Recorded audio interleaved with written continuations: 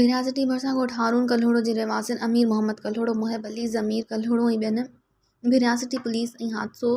कंदड़ बस मालिकनि जी ज़ियादतियुनि ख़िलाफ़ भिरिया सिटी प्रेस क्लब आॾो एहतिजाजी मुज़ाहिरो कंदे उन मौक़े ते हादिसे में फ़ौत थी वियल ॿिनि भाइरनि जे वारसनि मीडिया खे ॿुधायो त 9 ॾिहाड़ा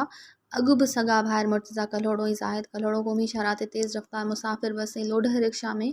टक्कर थियण सबबि मौक़े ते चिभाड़जी फ़ौत थी विया हुआ, जॾहिं त संदनि हिकु भाउ सख़्त ज़ख़्मी थी पियो हो, जेको नवाबशाह जी अस्पताल में इलाज हेठि आहे। जॾहिं त बस मालिक तॾहिं ते अची फ़ैसिलो रखारायो हो, जेको इलाइक़े जे नेक मर्दनि फ़ैसिलो कयो हो। हाणे बस मालिक उन फ़ैसिले ते अमल करण तां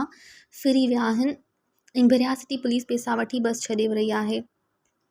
जेका असां सां नाइंसाफ़ी आहे। हुननि SSP नौशरो फ़िरोज़, सेशन जज नौशरो फ़िरोज़ ऐं ॿिनि बस वारनि खे अपील कई त फ़ौरी तौरु नोटिस वरितो वञे। मज़ीद ख़बरनि ऐं तफ़सीलात लाइ विज़िट कयो असांजी वेबसाइट www.awamiNewsHD.com ऐं ॾिसंदा रहो अवामी न्यूज़ HD।